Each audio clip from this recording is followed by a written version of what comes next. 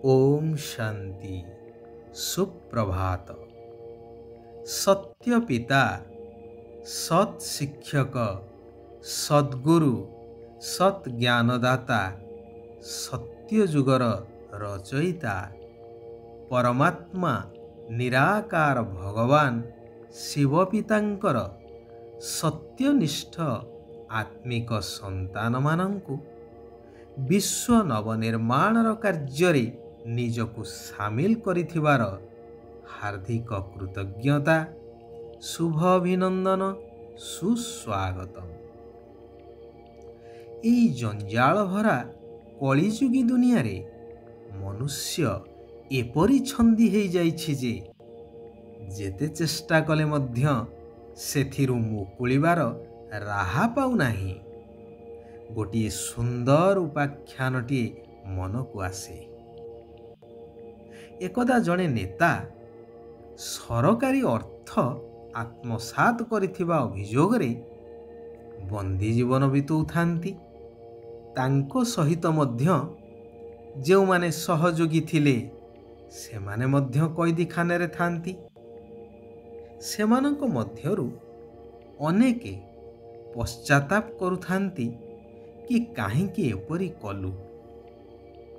तेबे नेता जनक समस्तंकु बुझौथांती कि देख, मु अछि, तुमर किछि असुविधा हेबनी। मु व्यवस्था करुछि तुम मानंकु एठारु मुक्त करिबा पाई। एहिपरि किछि दिन धैर्य देई चली थांती। अन्य माने मध्य किछिटा आश्वस्त अनुभव करुथांती। आउ दिनकर कथा नेता कहि सारिबा परे चलीगले तांको प्रकोष्ठकु।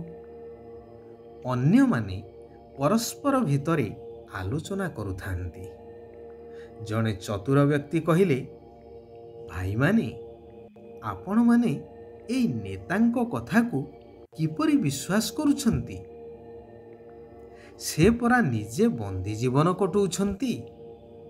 आमको किपरि से एठारु मुक्त करि परिबे? निजे मुकुलिबार बाट पाउ नाहंती, आमको कोन मुकुलिबे? ए कथारे समस्ते मध्य सहमत हेले एवं निष्पत्ति नेले कि आगामी शुणाणी बेले एथर सबु किछि सत सत कहिदेबा, अंतत आमर सजा तो कम हेई जिवो। यांको कथारे आउ बाया हेबा नाही। तेबे कहिबा कथा हेउछि कि आजिर दुनियार अवस्था मध्य सेई भଳି।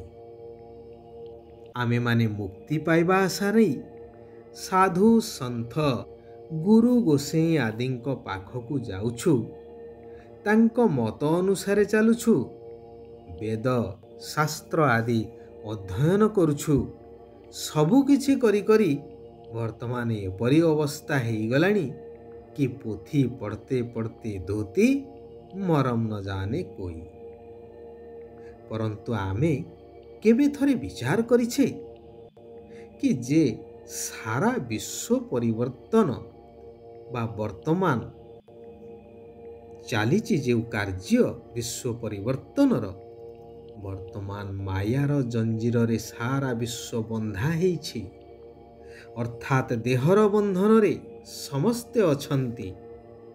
चाहे गुरु गोसेई हुंतु, साधु संथ हुंतु बा धर्मस्थापक, समस्ते जन्म मरण चक्र रे आसी देहर बंधन रे पड़ी मुक्ति पाइबार बाट खोजी चलीछंती। सेमाने किपरि बा आमको एई बंधनरु मुक्त करि परिबे? हाँ, सेमाने समाजर कल्याण पाई श्रृंखलित सामाजिक विधि व्यवस्था को बंचेई रखिबा पाई मार्गदर्शन करई पारंती। परंतु मुक्ति बा जीवन मुक्ति नुहे। जदि करई पारुथान्ते तेबे गीतार महावाक्य अनुसारे यदा यदा हि धर्मस्य ग्लानिर्भवति भारते भगवान को आसीबार कौनसी आवश्यकता पड़ता नहीं। तेबे कौनसी देहधारी ମୁକ୍ତି ବା ଜୀବନ ମୁକ୍ତି ପ୍ରଦାନ କରିପାରିବେ ନାହିଁ। ଏ କାର୍ଯ୍ୟ ଏକମାତ୍ର ଅଜନ୍ମା, ଅଭୋକ୍ତା, ଅଶରୀରୀ, ନିରାକାର ପରମାତ୍ମା ଶିବ ବାବାଙ୍କର ଅଟେ। ସାଧୁଜନେ ଏହି କଥା ଉପରେ ଟିକିଏ ଗମ୍ଭୀରତାର ସହ ଆଲୋକପାତ କରନ୍ତୁ। ଯଦି ନିଜର ତଥା ସାରା ବିଶ୍ୱର ପରିବର୍ତ୍ତନ ଚାହୁଁଥାନ୍ତି, ଏବେ କଲ୍ୟାଣକାରୀ ପରମାତ୍ମା କହୁଛନ୍ତି, ଏହି କଳିଯୁଗରେ ସମସ୍ତେ ରାବଣର ଜଞ୍ଜିରରେ ବନ୍ଧା ହୋଇଛନ୍ତି, ଅର୍ଥାତ୍ ଜୀବନ ବନ୍ଧନରେ ସମସ୍ତେ ଅଛନ୍ତି। ସେମାନଙ୍କୁ ଜୀବନ ମୁକ୍ତି ଦେବା ପାଇଁ ମୁଁ ଆସିଛି, ଜ୍ଞାନ ପ୍ରଦାନ କରୁଛି। ତୁମେମାନେ ଏହାକୁ ଗ୍ରହଣ କରି ଅନ୍ୟମାନଙ୍କର ମଧ୍ୟ କଲ୍ୟାଣ କରିଚାଲ। ତୁମେମାନେ ବ୍ରହ୍ମାଙ୍କର ସନ୍ତାନ ବ୍ରାହ୍ମଣ ହେଉଛ, ତେଣୁ ତୁମମାନଙ୍କୁ ପୂରା 21 ଜନ୍ମ ପାଇଁ ଜୀବନ ମୁକ୍ତିର ସମ୍ପତ୍ତି ମିଳୁଛି। ବାକି ଯେଉଁମାନେ ଏହି ଆଦି ସନାତନ ଦେବୀ ଦେବତା ଧର୍ମର ବା କୁଳର ନୁହନ୍ତି, ଅନ୍ୟ ସମସ୍ତଙ୍କୁ ନିଜ ନିଜ ଧର୍ମରେ ପ୍ରଥମେ ଜୀବନ ମୁକ୍ତି ଅର୍ଥାତ୍ ସୁଖ ଶାନ୍ତି ମିଳିଥାଏ, ପରେ ପୁଣି ଦୁଃଖ ମିଳିଥାଏ। ସମସ୍ତେ ଅଧା ସମୟ ସୁଖ ଏବଂ ଅଧା ସମୟ ଦୁଃଖ ଭୋଗ କରିଥାନ୍ତି। ତେବେ ସତ୍ୟଯୁଗୀ ସ୍ୱର୍ଗର ସୁଖ କେବଳ ତୁମେ ସନ୍ତାନମାନେ ହିଁ ଭୋଗ କରିପାରିବ, ଯେଉଁମାନେ ବର୍ତ୍ତମାନ ମୋ ଶ୍ରୀମତ ଅନୁସାରେ ସେଠିକାର ଅଧିକାର ପ୍ରାପ୍ତ କରିବାର ପୁରୁଷାର୍ଥ କରୁଛ। ସେଥିପାଇଁ ସଙ୍ଗମ ଯୁଗେ ଶ୍ରେଷ୍ଠ ବ୍ରହ୍ମାମୁଖ ବଂଶାବଳୀ ବ୍ରାହ୍ମଣ ହେବାକୁ ପଡ଼ିବ। ଏହି ପାଠଶାଳାରେ ପାଠ ପଢ଼ିବାକୁ ପଡ଼ିବ। 5 ବିକାର ରୂପୀ ମାୟା ଉପରେ ବିଜୟୀ ହେବାକୁ ପଡ଼ିବ। କୌଣସି ବି ଓଲଟା ଚାଲିଚଳନ ଅର୍ଥାତ୍ ବିକାରୀ ଚାଲିଚଳନ ହେବା ଉଚିତ ନୁହେଁ। ମାତା ପିତା ଅର୍ଥାତ୍ ପ୍ରଜାପିତା ବ୍ରହ୍ମା ଏବଂ ଜଗଦମ୍ବା ସରସ୍ୱତୀଙ୍କୁ ଅନୁକରଣ କରିବାକୁ ହେବ। ଯୋଗ ବଳ ଦ୍ୱାରା କାମ କ୍ରୋଧ ଆଦିର ହାଲୁକା ନିଶାକୁ ମଧ୍ୟ ସମାପ୍ତ କରିବାକୁ ହେବ। ନିମିତ୍ତ ହୋଇ ସମସ୍ତଙ୍କୁ ରାବଣର ଜଞ୍ଜିରରୁ ମୁକ୍ତ କରିବାର ସେବା କରିବାକୁ ହେବ। ଶିବ ବାବା କହୁଛନ୍ତି, କ'ଣ, କାହିଁକି ଏବଂ ଏମିତି ସେମିତି ଭଳି ସମସ୍ତ ପ୍ରଶ୍ନଠାରୁ ଊର୍ଦ୍ଧ୍ୱରେ ରହୁଥିବା ସଦା ପ୍ରସନ୍ନଚିତ ହୁଅ। ଯେଉଁମାନେ ପ୍ରସନ୍ନଚିତ ଆତ୍ମା, ସେମାନେ ନିଜ ସମ୍ବନ୍ଧରେ ବା ସମସ୍ତଙ୍କ ସମ୍ବନ୍ଧରେ ବା ପ୍ରକୃତି ସମ୍ବନ୍ଧରେ କୌଣସି ବି ସମୟରେ କୌଣସି ବି କଥାରେ ସଂକଳ୍ପ ମାତ୍ରରେ ମଧ୍ୟ କୌଣସି ପ୍ରଶ୍ନ ଉଠେଇବେ ନାହିଁ।